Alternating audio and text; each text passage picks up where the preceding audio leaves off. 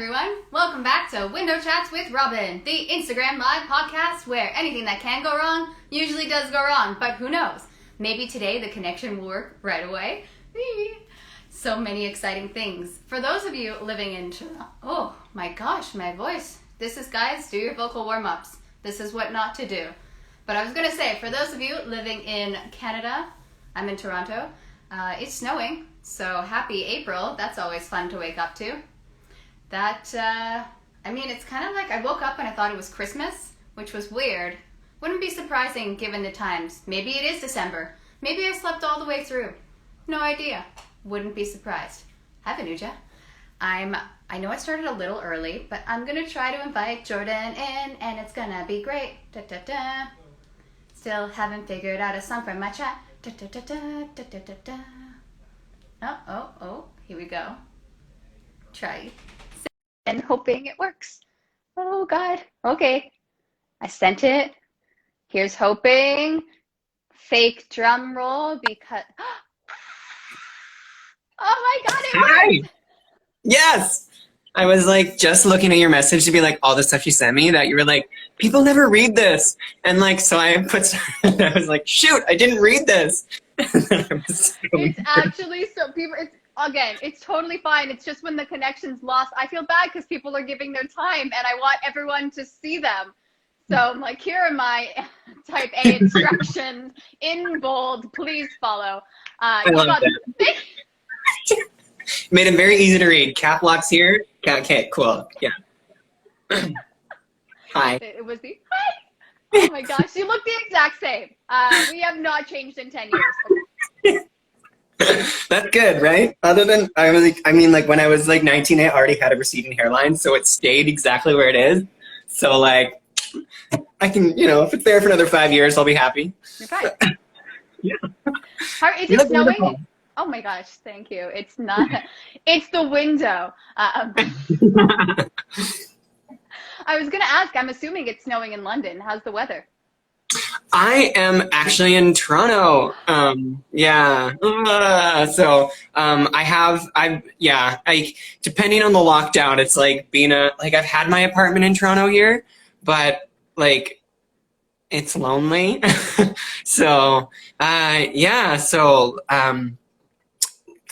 With this new lockdown, obviously I didn't want to be going back and forth between London and Toronto, but I still have like so many great connections back in London, and I love my parents, so like I'll hang out with them as long as they want me. But it's yeah. No, I'm in the west end of the city. How about you? Well, no, that's fair. I'm downtown Toronto. I was told by my husband to not specifically give a location or my address. Yeah. Like, here's my apartment number, you know? Yeah. I'm like, oh, because I say a lot. Here's my sin. Steal my health card. But I didn't know you were in Toronto. And then a huge part of me is going, oh, we should meet up. And no, Robyn, no, we shouldn't. It's right. I'm like, oh, what a wasted opportunity. We will get together post world falling apart. How long have you been in Toronto? Why have I not known this? Well, I technically have had my apartment here since June of 2017. But I also, like, in non-COVID times, I was working for an airline, so I wasn't actually here that much. So I was kind of like here, there, everywhere. And my roommate at the time was just like, you're the perfect roommate because you're never home. And it was just like, yeah, like, it's true. Okay, I did not know you worked for an airline, and I have questions. And this was not part of my original chat idea, but I need to know, is it true, don't drink the water? No comment. No. All right, we leave it at that.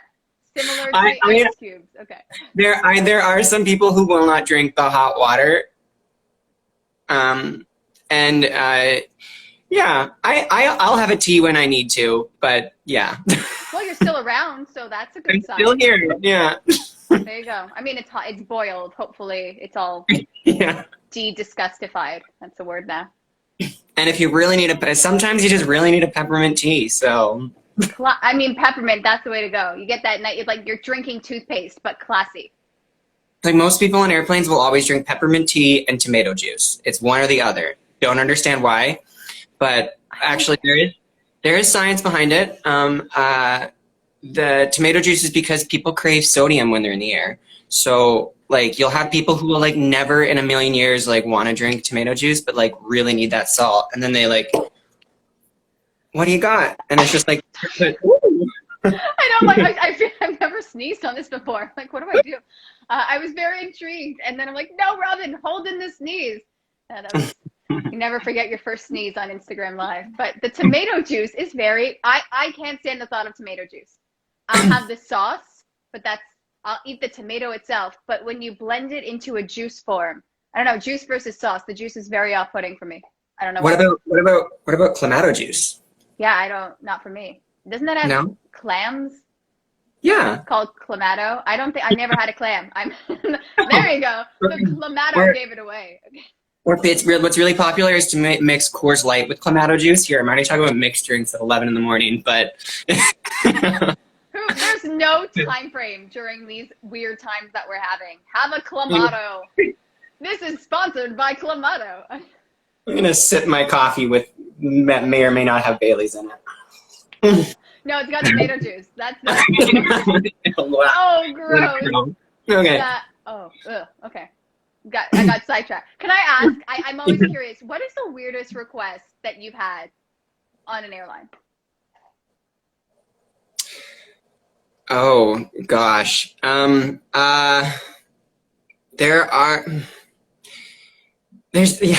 There's some very odd, interesting humans, and I never take it personally because flying is stressful. But I wouldn't even say it's the oddest request, but the most aggravating one is like when like people will like hit their flight attendant call button, and then like you'll come up to them and then they'll have some sort of like personal issue with either the person in front of them or beside them, and like they're sitting right beside them, but like they're like, can you tell this person like right when like they can clearly hear that you're talking about them right there. I'm like, how about you put on your big boy shoes and like have a nice normal conversation with this person who you're sitting beside. And it's I always thought that was just written in a movie as a joke. I never experienced some. That is the most ridiculous. Excuse me, can you tell this person to stop breathing on me? Thank you so much. Yeah. Or people will get really, really heated about like other people's reading lights, and I'm like, okay, like this sounds like a you problem, but sure. Like, or it's like, I want to sleep on this flight, but the other person beside me wants to read, and I'm like, okay, if like there's eye masks or like I don't know, first class. If you really wanted to sleep, like pay the money. Can I once, my husband and I flew first class because we did this kind of bidding thing where you can put a price, and we didn't think we would get it. So it was a couple hours before the flight and we got upgraded. I'm like, first off, I didn't want to pay the money. It was just kind of on a whim. I'm like, but when you get the first class, you walk in, you're like, I have made it in this world. There's some kind of elitist feeling that I carry that with me every now and then. That might have been one of the last flights we were on. So there you go. I get to keep that elitist feeling with me for the next couple of years till I feel safe to fly. But yeah.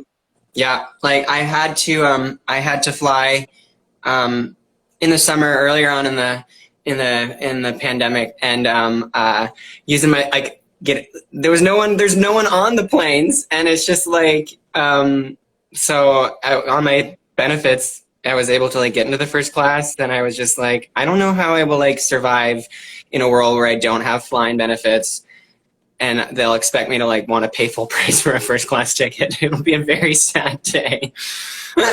Have you ever taken the London plane from London to Toronto? Oh, the lie flat beds? Yes. They're great. That's awesome. Like a 27-inch screen TV in there. Are we talking about the same plane? I was talking about that small little plane. I heard. Oh, London to Toronto. I was thinking London. Hey, girl. No, I'm like, wait, what plane were you on? You got a whole bed? They squished us on. There was no first class from London, Ontario to Toronto.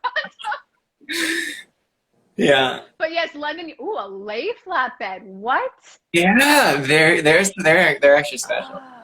That is special. I've heard there were showers in some. I don't know. The concept Not on of any of our, not on any of ours, but there are on like Emirates and stuff, like fancy airlines.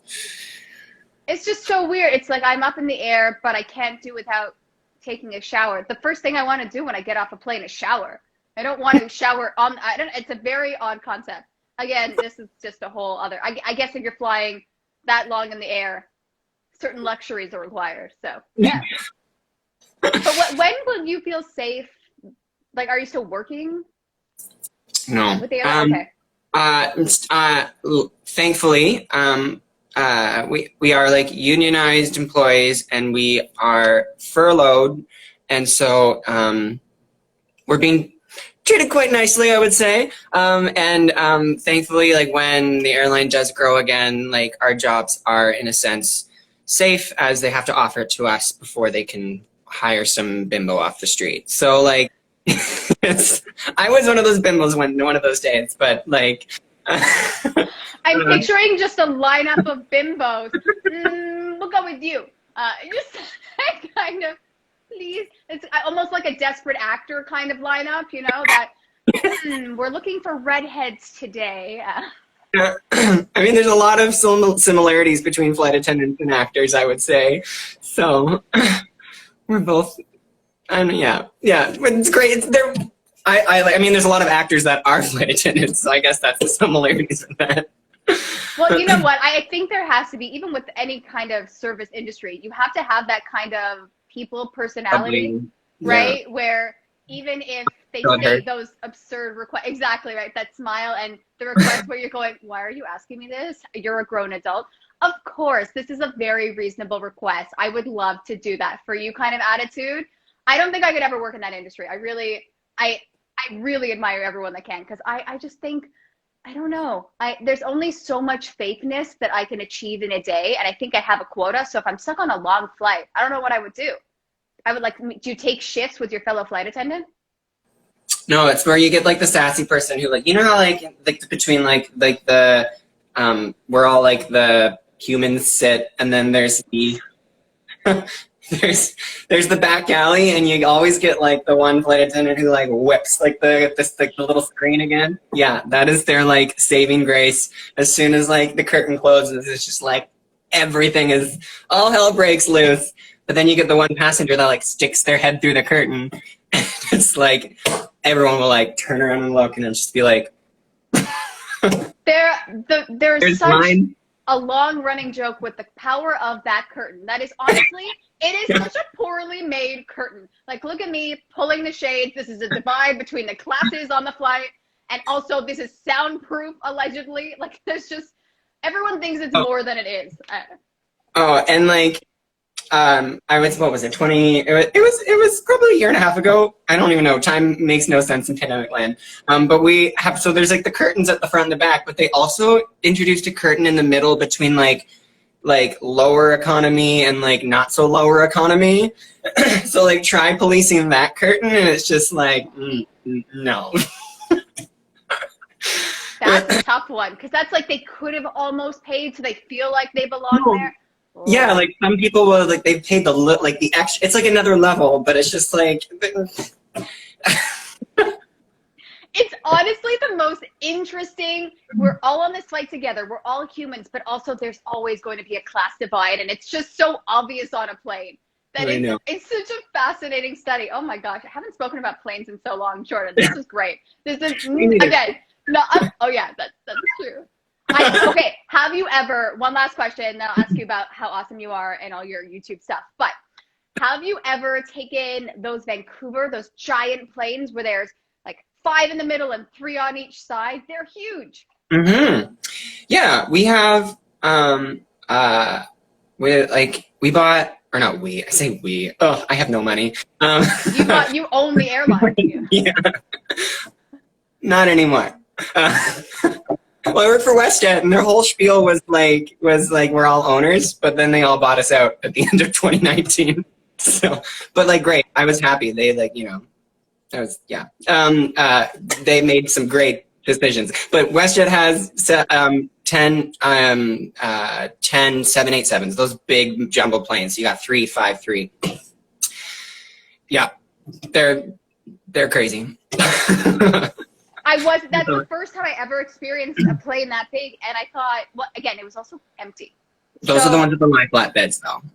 Oh, really? Well, but here's the thing, like, it was just, there was really no one, and we were doing a lot of flights, so we did the cheaper whatever flight, but no one was there, so we just lifted up everything and tried to lie flat, you know? We just kind of made it our own, but it was so weird. I'm like, what?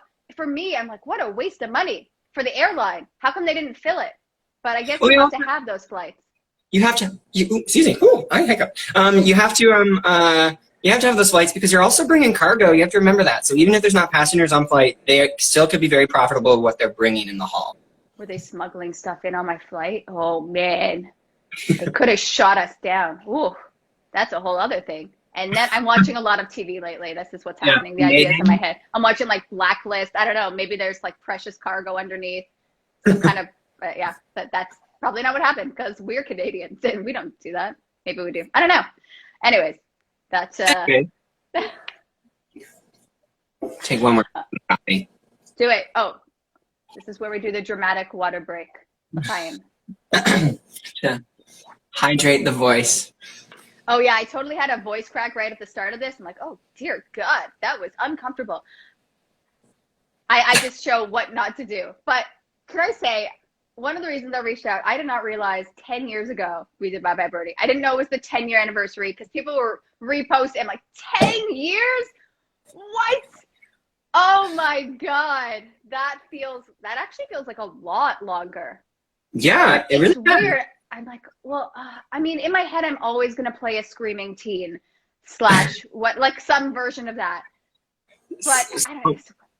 It's like, so I'm always going to like, I'll milk like the young, like 15-year-old kid as long as that sounded terrible. I will try it. I will always try to play those young characters for as long as I can. Yeah. I feel like you could still play Hugo. I feel it. I see it. Well, because look, when you do the more professional productions, the teens are all in their late 20s, early 30s, in my opinion, right? Like everyone's just, we still have energy. I don't think anyone in their 40s could play a teen. I'm not being ageist, just realistic. It's high energy numbers, right? But like I'd say the last 3 shows that I've done, like progressively, like I did like a 17-year-old character, and then the next show I did, it was 16, and the last show I did, I was 15, and it's just like, you know. You're Benjamin Buttoning in theater. That's what's happening. You're going to play like a 10-year-old in your next show. It's going to be very confusing. Oh, shoot. You know what I forgot to do? I forgot to put Do Not Disturb on, and I'm like, now I'm nervous I'm going to get a call. We'll see. If it happens, it happens. It's totally fine. I don't think I bolded those, so now I know going forward. I'm like, I really don't want to bold all of the instructions, but apparently I'm actually going to make a video. I'm not even joking. How to join an Instagram Live if you're doing my chat. And I'm going to make a video, and there's going to be words and sound, and please watch this video because I just want everyone to have a nice experience because, you know, it's exciting for me to chat with people. But your audio, you're doing great. You have good internet, good audio. I'm already very grateful. And you joined on the first try. I was struggling on Monday. I had two tries there. But I also think Rogers was doing its thing. So yeah. It is what it is. Thank you, Bell 5 Internet. Look, we don't want to endorse one versus the other, but yeah. You know they're watching, right? Like Rogers tunes in to my window chat. This program sponsored by Rogers, yeah. Oh my God, that would be interesting. I mean, anyone can technically join these, right? So people that you know, or I know, or other people, and you're like, hey, I don't know how you found us, but nice to meet you. Hello. I find that very intriguing. I find social media fascinating, and then I also hate it at the same time. So it's like a little much, but then also, oh, this is so cool. I'm reconnecting with people. Because like, how else would I connect with you? I'm like Facebook, Instagram. Look at Jordan go. It's true. Like, I feel like I have such a love-hate relationship with social media as well. But at the end of the day, it does, like, as long as like we are able to like set our own boundaries that we're comfortable with, like that's the most important thing. And then I also, like, one thing I always tell myself is like, don't post I would say a bad word. Don't post stuff for like other people. Do it because you want to, because you want to share it, and like it makes you feel happy. Like as soon as you try to do stuff for other people, you're just gonna end up feeling. That's, I don't know if you have a word for that, but. I think that's a word. I think I'm going to, again, contacting Webster, Merriam-Webster. Hey, we have a new word. This is the descriptor adjective of just feeling gross all over. Yeah. But it's so much faster than saying I feel gross all over. So there you go. Mm-hmm. Mm-hmm. So were you doing theater in Toronto? And I just didn't see any of your shows? Is that? No, let's see, what did I do? The last few things that did. And because what is really lucky is like being a flight attendant, you have a lot of like, you're able to move around, and you can like you have the time off and the flexibility that you can do shows. I did, what was it? 20, I'm like, what is time? One of the 20s. Yeah. I've done a few operas. I actually did Susanna back at the Palace Theater, in like 2018, which is like an English opera, which was so much fun. I got to be like this like nerdy, awkward Twinkie, like teenage kid who was in love with the main character. So, right, perfect. So I got to do Next to Normal, where I was like also the awkward teenage twerk weird kid who was in love with oh my god, my memory, with the daughter. There's five characters in Next to Normal, pretty much. I'm not gonna add fine and impressed. And then I was out in PEI fiddling a little bit in the Anna and Gilbert musical, which was an experience. And then I did another small opera, which was, see, I love all types of music, so like I'll do anything, like projects that are here or there, like that's fun for me. So I have no focus. I'm just like, oh, I could do this, and then it's like, blah, blah. So you're an artist. You're a true artist. The internet keeps going in and out for me, but I have heard everything. I don't know if you can hear me. I can hear you. You're great. Like, you can? Okay. There's a little delay, and I love it. So I'm reacting, but I'm not saying anything, just so you know. I'm listening, I'm taking it in, but I just want you to say your stuff because I find you fascinating. I watch your YouTube videos because I wanted to, and I subscribed. Guys, subscribe to his YouTube. But I watched you, and this is why I knew we are friends. You did a duet with yourself, and I'm like, I totally do that all the time. You have done multiple duets with yourself. I'm like, yeah, because I think I'm awesome, and I want to do every part of the song. So no, I am not working with other people. This is my audio quality. It's great. I can look at my range. I'm 2 people. Here you go. Again, I think yours is more of a positive spin, but this is, that's what I saw. That no, I mean, like, I never got works well with others as an excellent on my report cards. So like, I know my strengths. But you're playing violin, you're doing, oh my god, I haven't heard you, you're singing a different language. I'm like, damn, Jordan, whoa.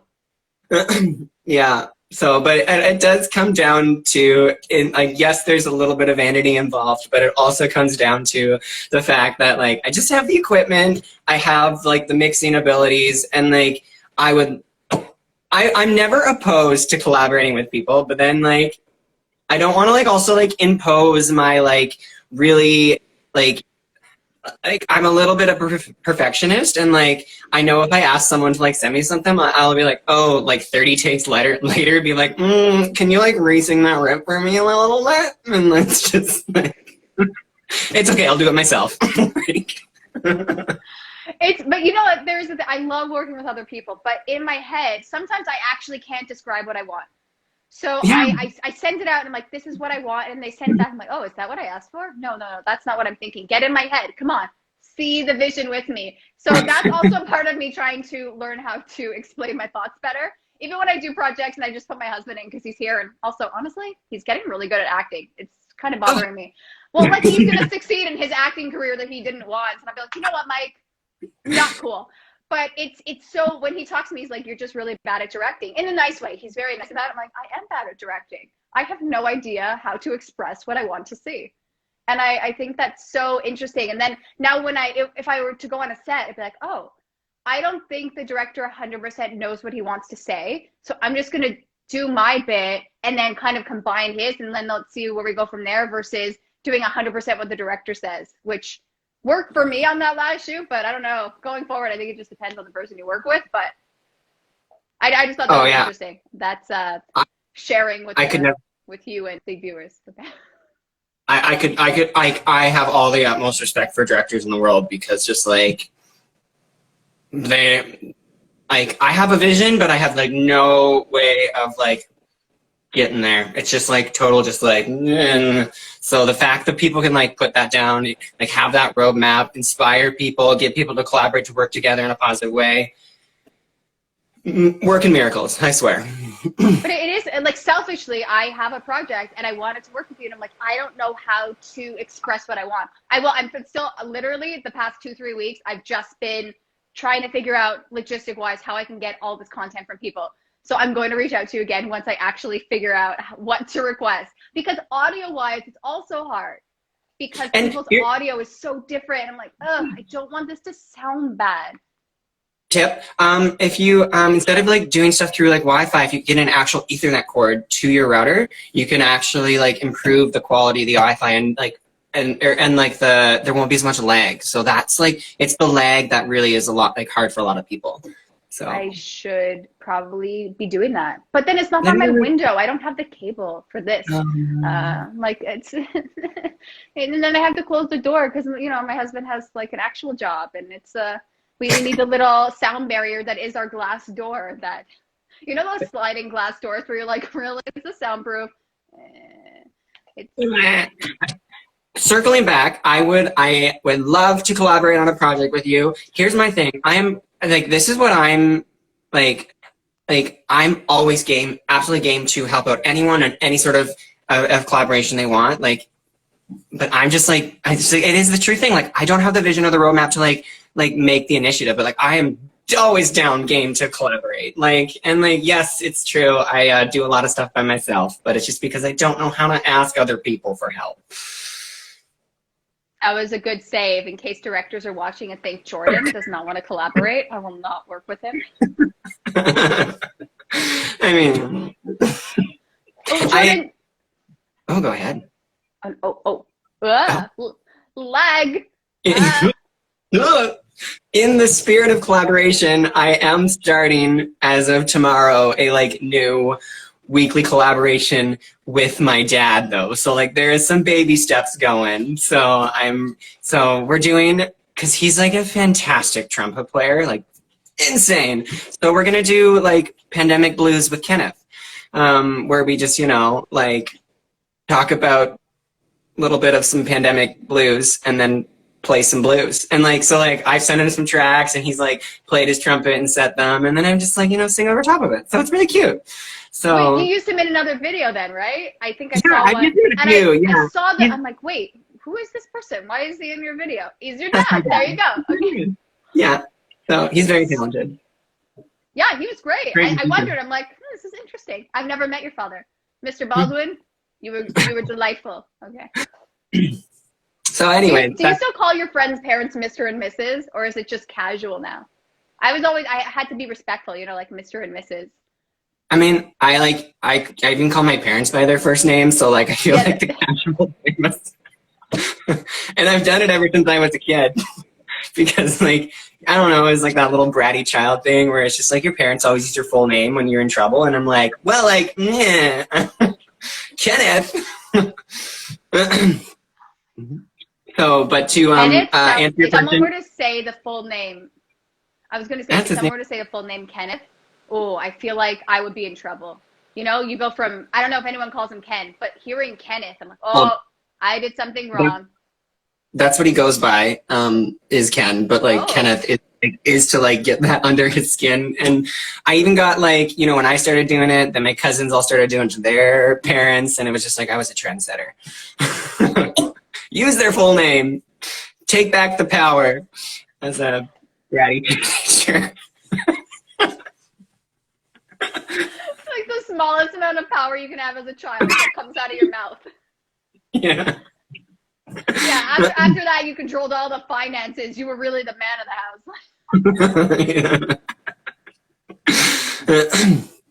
Whew. This is fun. I wanted to ask you, Jordan, because I'm always curious. When did you know that you were talented? It's an arrogant question in a way, but also I think you're really talented. So I'm just asking because when did you know that you're like, oh, I should pursue this? I'm pretty good at what I do. It's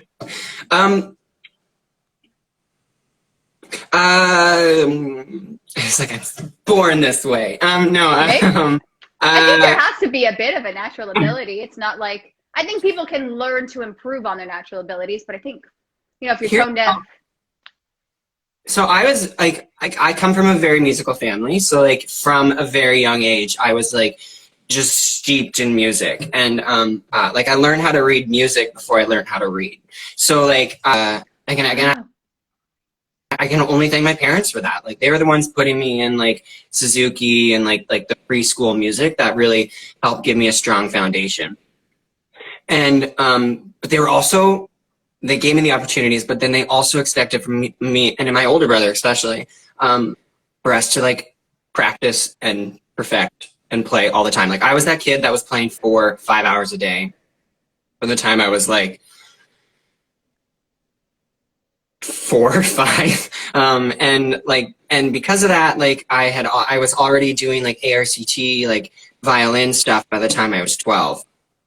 So, and I didn't stick with violin. I mean, I still play, obviously. I'm not so, but like it was that foundation of just like as a kid all the time that I think it's a double-edged sword because like I knew I had the training behind myself, but then it also gave me a little bit of a chip on my shoulder, which I can admit. So, but the other thing I will say is I have an older brother who is more talented than I am. No, siblings always feel that way. Well, and I will never admit to that to him to his face. He can watch, I don't know, he can watch this clip or you can clip this and send it, but the truth comes out. But he like straight up just has more like natural charisma, talent. But as a result, like I was always that like forgotten middle child right behind him, 2 steps behind him that was just like, oh, I'm gonna get better. So there's also that. But to answer your question, I would say like I knew I had a lot of musical gifts to offer from a very young age. But but even the commitment, right? When I was 4 or 5, what was I doing? I don't know, like staring at a tree. That's weird. I don't think I was doing that. But just the extent of not training as much as you were, right? The 4 or 5 hours of training, that's impressive. But it wasn't always fun. That's for sure. No, of course it's not fun. That's why people give up the piano. Ask everyone in my family, well, yeah, okay, we did the piano. I learned for release, then we move on from there. Okay, I can go on with my life. I'm done. But it was almost like the more we progressed, the more, especially my dad, like really wanted us to succeed. So like the more we progressed, the more he pushed us. And it wasn't always the healthiest, but like, you know, here we are. Got me some decent musicianship skills. So thanks. That's the thing. It's so hard, and it's such an interesting conversation. I appreciate you bringing this up, right? Because you have to be committed, but also it's not fun. Training, whatever you choose to train in, it's not always fun, right? People waking up, I was watching this figure skating show the other day, and people waking up at 4 a.m. to go on the rink and keep practicing. That's not necessarily enjoyable. It's if you want to, yeah, exactly. All those sports and or instruments or anything that you're committing to, it's a lot of work. And even though you said your brother has more natural ability, you're putting the work in, right? Like I like to think that if you have the ability and you work hard, that you'll go farther than someone who's just like, I'm really good and I'm not going to train. Again, Yeah. I'm sure your brother does train, but you know, that kind of attitude, like, nah, I'm good enough and you're welcome versus, no, I got to put the work in. So Yeah. No, that's very true what you said. So, work ethic, like talent won't get you everywhere. You need the work ethic as well. So, it's just hard. How do you stay motivated these days? um,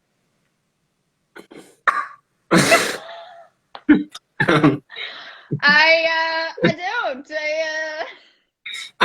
it is a struggle. But I also find a lot of like, um, uh, I also find a lot of relief in making music, in practicing music, in, yeah. So like, and I also, you have to tell yourself like, you don't always have to like make the most beautiful stuff today. Like you can just, as long as you set aside half an hour just to play and feel better about yourself. Because here, I always feel better after I practice or play, or just like, doesn't have to, like, it can just be fun stuff that I can just chord for half an hour, I can play for half an hour, sing in the shower for half an hour, just like whatever. Like there's so many ways to like make music, and it doesn't always have to be like people like put like road barriers in front of them to like try to make. No, just make it on your own terms, in your own way. Doesn't have to be special. I love it. Again, I love that. It's that commitment to do it on a daily basis. Again, I was just concerned for your hydro bill if you're singing in the shower for half an hour. I don't, yeah, I was like, it's all included here, so like, yeah, I maybe take I'm going to shower for 2 hours. I'm gonna turn my shower on and let it run for 5 minutes before I get it. I'm going to go through Les Mis. Here we go. It's happening. So yeah, but the motivation thing is a real issue. But we do what we can. Yeah, I love that you know what? But if you have that thought process, it might not be good today, it might not be perfect, but I'm just gonna do something. You motivated me to work out. So like, yeah, I should move. I feel better when I move. But then sometimes I don't want to move. But it's like, no, Robyn, you should move. So you can apply your mindset, Jordan, to a lot of things in life. So you are very wise. You know what you should get is the Down Dog app, the yoga app. Great app. No, here's the thing with the apps, okay? As soon as someone tells me what I have to do on these apps, like, you should stand, you should walk. I'm like, no, don't tell me what to do. Get very attitudious. Like, excuse me, don't judge me, app. Today is not a day where I like to, today's a couch day. Today's a couch day. But I'm also like, on the flip side of that, I'm also that person that like, if I don't have that like structure or that like need to get that little check mark on the app, I won't do it. But it's so, in my head, I think, oh my God, I lost a check mark. I just get so negative with that, right? Like, what's the point of doing any more of this? I'm done. And then you just walk away. My husband and I are learning Romanian, and it is the funniest thing. So it's this free program, Duolingo. But Yes. you go through, we're at like 100 days plus already, but it's competitive. They take you through different levels and colors, and there's no need. It's not like you learn more if you're in a different level. But the competitive drive makes me want to get to all the levels and beat people that I don't know, and it's very, very interesting. I think it's a very well done app. It's addicting. That's what it is. Like, so yeah, because a few summers ago, I tried to learn some Icelandic through like Memrise and Duolingo, and it was the same thing. My friends and I had like this like competitive nature to try to like learn simple sentences. But do you know the language now, or is it kind of Absolutely not. Absolutely not. I did get a grant because my family background is Icelandic, so I got a grant to go over to the university and take like a beginner's Icelandic and genealogy course. So that's where that all fits in. It was like 6 weeks. It was incredible. I got like all my genealogy for like 10 generations back, and like I got to meet family who's like still distantly related to me over there. So that is so cool.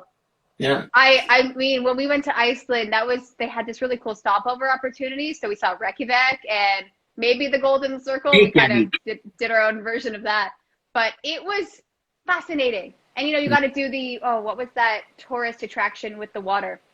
My God. Pardon? Thingvitlir. Or the guy. I was actually thinking of the Blue Lagoon, but yes, the other. I was thinking 100% touristy Blue Lagoon, and yes, you mentioned the thing in the Golden Circle that I can't pronounce. Love it.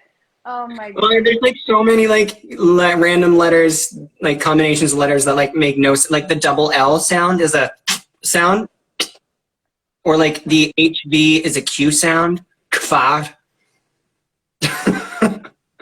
Did you watch? There was Will Ferrell, Rachel McAdams movie set in Iceland. Did you watch that? I started it but got bored. Well, okay, it's nothing special, but I like seeing Iceland because I believe they filmed there, right? And I thought, to film in Iceland, there is just so much space. Yeah, it's beautiful there. Gorgeous, and I was actually in that area for a few weeks on that program as well, and like so they took us up through the north and actually onto this little tiny bird sanctuary called Grímsey. And it's like the only part of Iceland that's in the Arctic Circle. And then I got to like walk into the Arctic Circle. It's pretty cool. Very cool. That is really cool. Oh. Travel. So it's amazing the number of people that's on their to-do list. I have to see Iceland. And I didn't understand it till I went there and I'm like, Iceland is very cool. Mm-hmm. The airport, though, is a bit of a nightmare, if I'm honest. Use your flight attendant. Did you get to kind of walk into the airport? Look, I'm a flight attendant. Here's my card. I'm going to figure this out because no one else seems to know what's going on at 4 a.m. here. So. I mean, if you use your like flight attendant like card passes, I mean, I wouldn't be able to do it in Reykjavik, but like if you did use it when you're not working, it's technically illegal, and you could. Oh. You wouldn't like. Yeah, you would get fired, and then there would also be like legal repercussions for you. I didn't. I thought there was just kind of a code. I always picture, I am too. Let us discuss as we pass security faster. That's so interesting. Whoa. They're pretty. But then I guess think of the number of people that would just become flight attendants to go through security faster. I know, right? They thought that one through. They really did. Yeah. I had ideas for that. Well, all right. Squash my dreams. Thanks, Jordan. No worries. That's what I'm here for. Squashing people's dreams since whenever. Yeah. I mean, I was going to ask because I'm always curious about usernames. Your username, I believe it ends in the number 81. I'm glad you're asking that because people always say this all the time. I want to know. I'm like, I don't think he was born in 81. No. He was younger. Literally, like when I was like 12, I wanted Jordan Baldwin 92, which is my birth year, but like that was taken. So then I was just like, 81 is the next two numbers that are down from 92. And then I've just been too lazy to change it ever since. That story is amazing. Oh, that's so artsy. Like, what's the number there and there? And then you know what? If people just assume you're 1981 and they look at your picture, they go, what is his skin routine? He is so young. What did his hairline look like? Oh my God. Oh my goodness. That's one of the funniest stories. I'm always intrigued. Here's my name. That's my username. Done. It was very creative. Nothing creative about it. I don't know. I think I would end up hating a number after a while, or just the username. If I gave myself a creative name, I just wouldn't like it in a month or so. Or all those people that like created like Foxy Girl 22 like when they were 12 and like still use it as their email today. It's always a Hotmail account, like the one with the hand, and you're like, what does that mean? What's with the hand? What? That's actually, if that's someone's email, I apologize. I just thought of that in the top of my head. That would be odd. Which hand, the right or the left? I don't know. Okay. The snow is melting now, which makes me happy. I wanted to go for a walk, but I also am like, I don't know. Do I wear boots in April? It's confusing. Yeah. I mean, I will definitely be wearing boots when I go out for a walk today. So. I wanted to do a dramatic sigh and it sounded really weird. So when I do the audio only version of this, it's going to be that weird section of, guys, ignore the attempted sigh. Can I tell you the weirdest thing? I tried to color the other day. My husband, as a joke, he got me this Pokemon coloring book because I love Pikachu. There's just something adorable about that Pokemon. And I was coloring and I thought, first off, I don't understand how this is relaxing because it stressed me out. But also, the Pokemon in the book, they had the name spelled incorrectly, which also made me think, where did he find this? Or did people just assume? That was a side curiosity. I was just staring at the coloring book. I'm like, oh yeah, I colored you yesterday.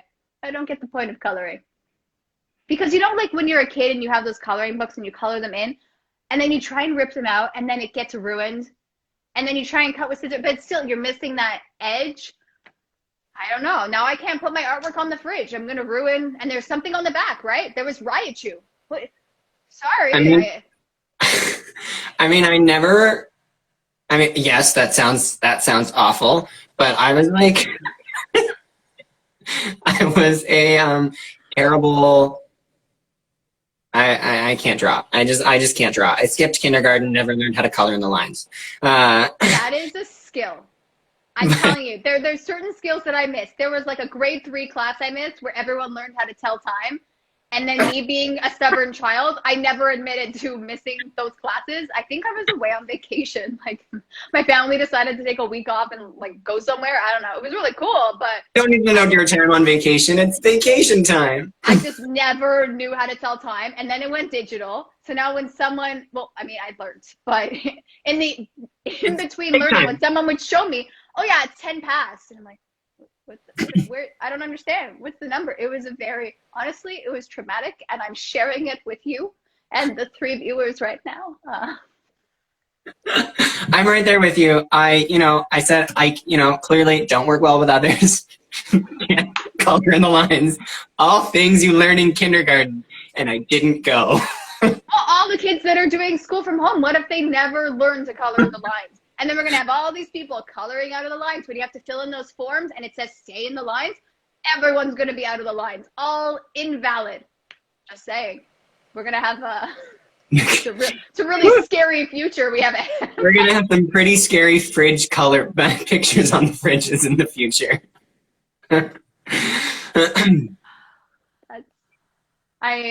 It's so... Like, this is such a hard time, but I'm so oddly grateful to not be a parent right now because I don't know what I would do with school. I don't know how you teach people, and it's a lot. And even like teachers now, like, it's just such a stressful time for so many people that look, it's not easy being an artist either, but there's a lot more to be grateful for when I can just kind of figure out how to do stuff at home. It's not the best production value, but it's still trying to stay creative, right? And you did a comic book version of your latest one. I love that. That was cool. I literally was just like, had one too many glasses of wine and I was like, this looks fun. It was fun. I'm like, this is fun. That's exactly what I said. Oh, Mix it up a bit. Yeah, see what happens. Also, I like really bad like bags under my eyes, so I was like, looks better in comic book version. There you go. Yeah. It's part of the character. It's the comic book. That's what happened. They added the bags. That's what happened. Mm-hmm. Exactly.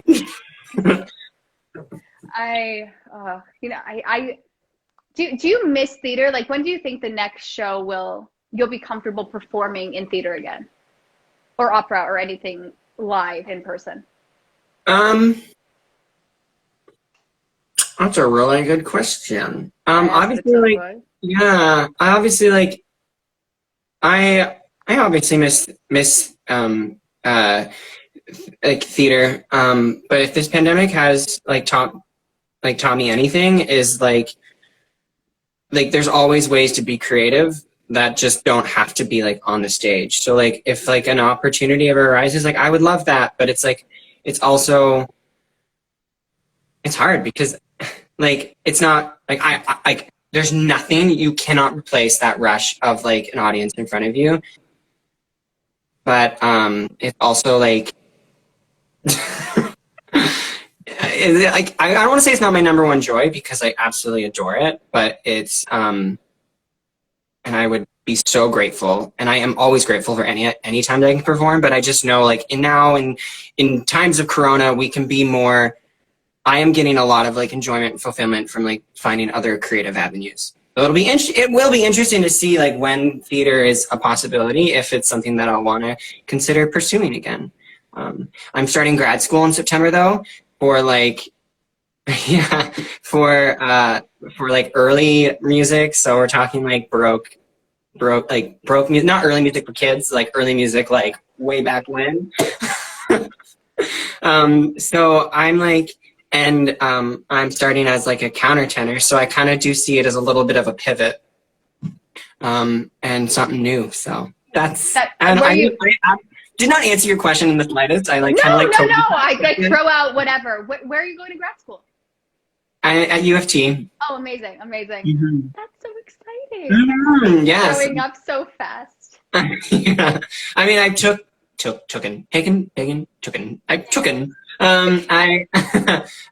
I graduated my undergrad in 2015, and so it has been like six years now since I was in school. So I'm really excited, nervous, scared. It'll be interesting to like get back in there and like give it the old college try, see how I like it. Yeah. It is. It's so interesting when I did, because I think I met you when I was doing undergrad. And from undergrad to doing a master's, like grad school, it's very different. It's different. And I'm like, wow, was undergrad easy? And I didn't appreciate that. That was probably should have been more grateful. I guess everything at the time, you don't know what you have until you like gets harder and you go, oh, that was so much easier. It's also like high school kids though, when they're just like, when you're an undergrad, you always look back on high school and be like, oh my God, it was so easy. And then it's just like, but when you're in high school, like everything is dramatic. High school was hard. I thought high school was really challenging, but weren't you already in undergrad? Yeah, we had to take a lot of courses. I took a lot of courses. I'm like, this is excessive. So when it came to university, I'm like, only 4 courses at once? What is this? This is great.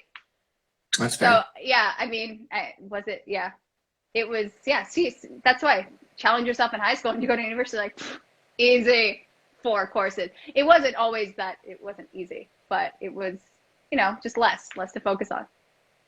I miss Western in a sense of, I love the campus. When I walk around U of T, I'm like, where is the campus? It's everywhere. But then I also do enjoy walking around U of T. So I don't know. I'm always intrigued by how everyone creates a university.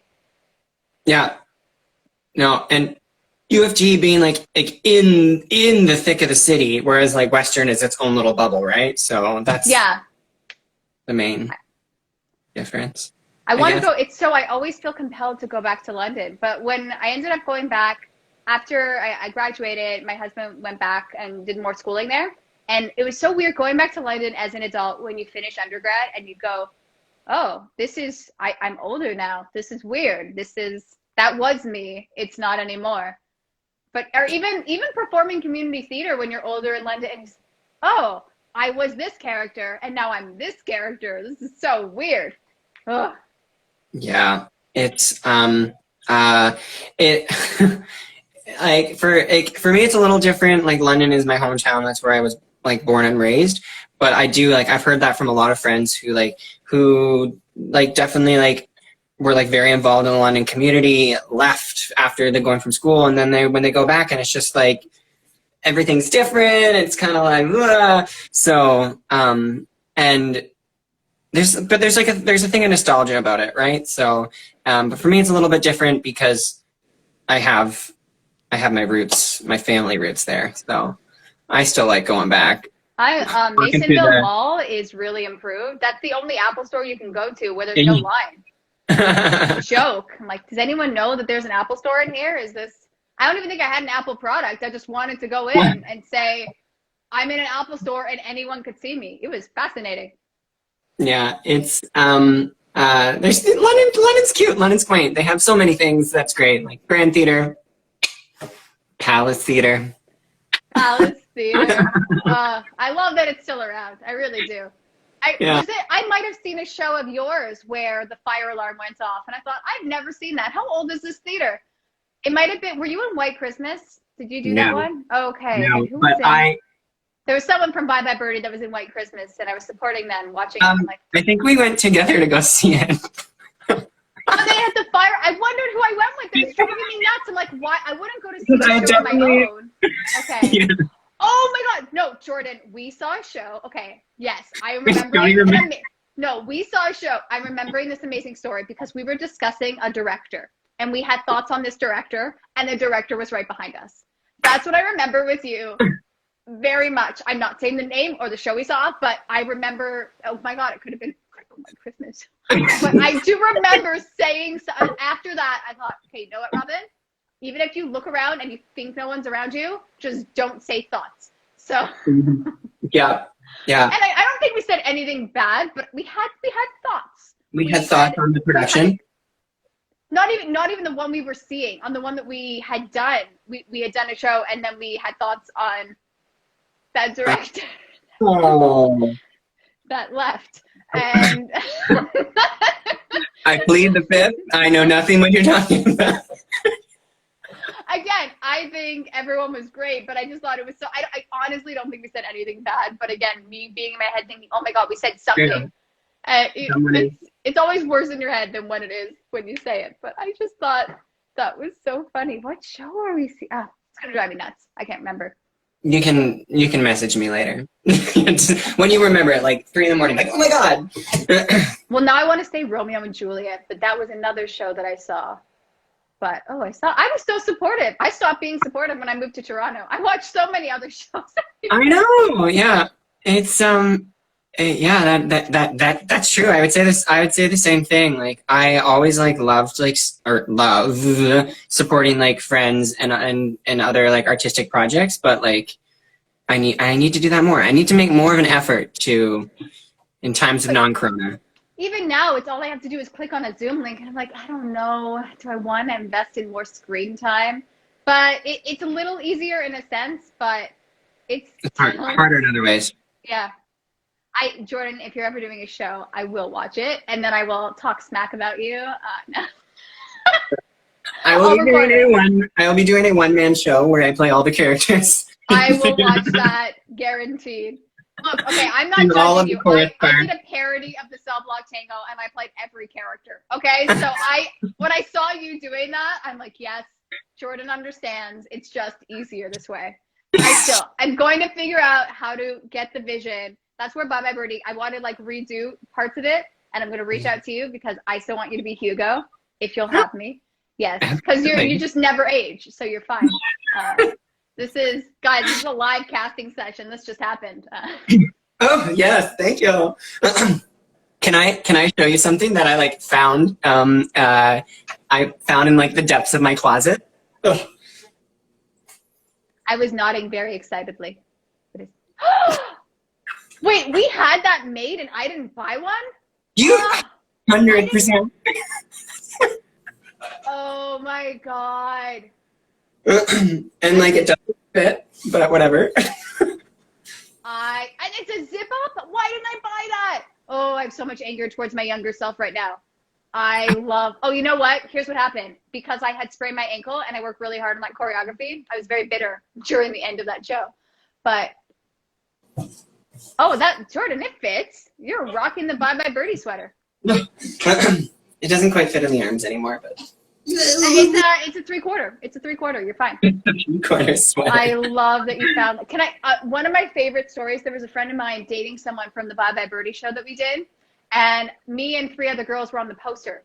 So he had the poster of all the shows he did on his wall, and then a friend of mine's like, "I'm dating someone that did Bye Bye Birdie with you, and I know this because your face is on his wall." I love that. That was such an odd photo shoot, but in the best way of like, just keep screaming. Just keep screaming. You're screaming teens. I'm like, okay. Although, like, secretly low-key wanted to be one of those screaming teens, but, like, you know. Hugo is such a downer. Can we discuss? And then I will send you on your way. Hugo is such a sad role of, I'm just Hugo Peabody, and that's who I am. That was my attempt at being Hugo. I've never played Hugo. I've played the girls. Hey, like, if I don't embody teen angst, like, I don't know, like... That's all I have to say with that. I mean, okay, do you think, and this is, do you think it's super outdated, it should not be performed anymore? It's such a fun musical, but so many terms of, did they get pinned? And that whole telephone hour, and just, I don't know, the whole vibe back in the day. Kind of very outdated. It's very outdated. And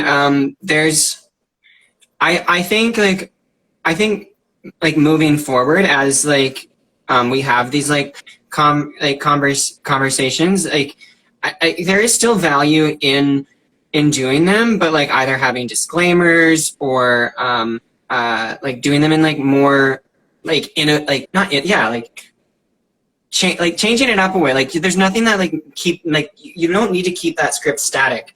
It's like you can bring it and like modernize it for like a more well, the whole appropriate concept audience. of getting pinned is very, I never understood it. I thought it was an innuendo, right? Like, oh, literally put a pin on her, they're going steady. It's just the most bizarre concept to anyone nowadays that's growing up. Wait, didn't they just message them on Insta and like, hey, you want to date? Like, is that, we sent a picture, oh my god, I saw her post, they're dating, you know, versus that's just my thoughts on that. Official. It's exactly right. The Facebook status. I got pinned, right? Exactly. That's just my thoughts. Obviously, there's a lot of problematic musicals and operas and shows, and there's appropriate ways in having to like how we deal with them, and some can just fly away into whatever, like they like. Well, I mean, look, this isn't like the Book of Mormon, whatever, right? I still think it's not. Bye Bye Birdie isn't offensive in a sense. I think it's not. I don't think it is offensive, but yeah, there are definitely musicals you're like, oh, that's an offensive musical. That was interesting. I didn't know I should be offended or that anyone should be, and then you look back and go, oh, I was singing those songs. Whoa. But it's also a shame because how long does it take to write a musical and put something on right and get it made and all that effort, and you're like, I don't think we can do that anymore. Well, you can just see it through a new lens. That's all. You can always reimagine, reinvigorate stories, and some will last and some won't. That's just natural. That's fair. I mean, look, again, this is just me ranting about Bye Bye Birdie, and so it's like zero real opinion. But I love catching up with you, Jordan. Thank you for doing this. I don't know. I know it was a very kind of loose discussion of let's just chat and see what comes out. So I enjoyed what came out. I absolutely loved catching up, even though you clearly didn't remember going to see a whole show with me. I don't know why. Maybe because, you know what? The fire alarm ruined it for me. Okay, that's what happened. The fire alarm very much ruined. Also, okay, here's the thing. I've never really spoken about this. No, but with that show, I had auditioned for it. And I auditioned for Chicago at the same time, too. And I got roles in both of them.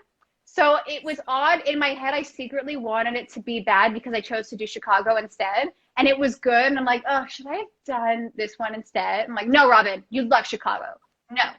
So I was like in that headspace of, and then the fire alarm went off and I'm like, so I was that evil person in my head. But honestly, I'm like, oh, I love these choreography numbers. They're so good. So I think I was just, yeah. Whatever years later, like, oh, Robyn, please don't hold a grudge that long. I'm like, I don't know why that came up right now. And this is probably why I should have ended the chat before this. But luckily, no one from White Christmas will be watching this. And if they are, apologies. I thought it was great. I actually, can I tell you, that is the one audition that I've ever asked for feedback for musical theater. And she gave me the most interesting feedback. I can't remember the director's name, but she said I scrunched my face a lot. And I had no idea what she was talking about. So I redid the scenes for the audition, the callback, whatever. And I watched, I'm like, what am I doing with my face? It was so interesting because I animate my face quite a bit. And I had no idea that I did that because we don't really film ourselves in theater, right? And I don't necessarily do my lines to a mirror. And that advice was so helpful. I almost want to reach out to her again and be like, thank you for this advice 10 something years ago. It was great. I didn't know I did that with my face. Like, it really made me practice in front of a mirror going forward. I'm like, what is that? What is that scrunch? What is that? It was very interesting. You never know what you're like. You never know who's gonna make an impact, and like that's the great thing about art is like inspiration and change, and it can come from anywhere. So, did you ever get a piece of advice that you've carried forward? Just one piece, I don't know. Like, I feel like we always get advice, but that piece that resonated with you. And again, I have not thought of that advice till we started discussing that musical. So that's the very interesting moment for me right now. Yeah. Like, I think I'm putting you on the spot. No, yeah, it is very much on the spot. Like, I've had like my share of like very terrible auditions. Like just want to like curl up and. Okay, but when you say bad, is it like it was a bad song choice? You missed a note? You just chose a bad monologue? Because like for me, those are all the things that I'm naming that I do wrong, but I don't know. I say all of the above and leave it at that. And then the dance call where I say I'm a dancer and I can dance, but not the way that dance call was sometimes. Where I'm like, you're in the air. You flew. No, I think like the best advice like I got it was from a director after having just like a brutal like audition, and he was and they were basically just like, you just have to like be more comfortable, like be more comfortable and get out of your head, like, and it wasn't even like, I'm always striving for absolute perfection. Like, everything needs to be perfect. And when one little thing goes wrong, it's just like, it snowballs. So it's just like, you have to not let that one little, whatever, eighth note or this, or like slightly flat thing here, like set you off and then ruin the whole next thing about that. So, and he was just, and they were just like wanting me to like enjoy myself on there. Because it's like, you didn't look like you were enjoying yourself. And if you're not enjoying yourself, there's no way someone's going to like hire you if like they feel like you're not uncomfortable. Yeah, if they don't see that joy, you're not going to get hired. Well, that's right. If you have that nervous, and again, everyone's nervous during auditions. It's just typical. But if you're not able to be fun to watch, why would anyone want to pay money or even just to watch you in general, right? So that's a very good piece of advice. I don't know about you, but I find like, I don't know if they still do this, but the callbacks, when you have to watch other people doing callbacks with you, is the worst. I don't think I've had that as much in Toronto. Oh, maybe a bit. But when you see what they're doing, I'm like, oh, I didn't do that. Maybe I should do that. No, but that's not how I think the character should be. And then you just have this, and then you're next, and you're like, then you're just yeah, and it's so true. It's doubting yourself. And the other piece of advice that I think I will take to the grave with me is learn how to effing dance, because I can't dance. And it's like one of those things where I wasn't very good at it, so like I'm just like gonna totally ignore it for the rest of my life. You are such a Hugo. But saying that, like, and I never thought I could like find joy in dancing, but like I started one of my pandemic projects with a friend was to like take like online Zoom tap classes, and it has been the most fun experience I didn't know you could have that much fun dancing. That's amazing. Yeah, so so that's the 2 points of advice. Like, enjoy yourself, don't look like you're like enjoy your time on the stage, and learn how to freaking dance. You kid with 2 left feet. Tap is coming back. That's a good one to know. It's just a classic that is making a comeback. I feel it. I can see us at an open dance call together, and we're like, we're just gonna be confident walking in. Yeah, they're looking for people that kind of know how to tap. There you go. Have some clip and some claps. Some lap ball change, a little buffalo, getting all fancy. Ooh, wow. I love it. I keep saying thank you and wanting to end the chat, and then I go on a rant, but thank you very much for doing this, Jordan. I love catching up with you. This was lovely. I am going to get in touch with you for that project once I figure out how to explain to people what I want. I'm here for it. I'm like part of the reason why I put so many videos on there out in the world is because I wanted people to like see what I do and then want to work with me. So I'm just like, I'm not going to let you do it with yourself though. That's where I draw the line. You are going to be one person in mine, not two. So I'll do extra background harmonies. You just don't need my face. Actually, yes, I'm thinking I might want your voice for multiple roles. So okay. Thank you. Thank you so much. Enjoy the rest of your day. Have a nice walk outside. With boots. Yes. Mm-hmm. Bye. Bye.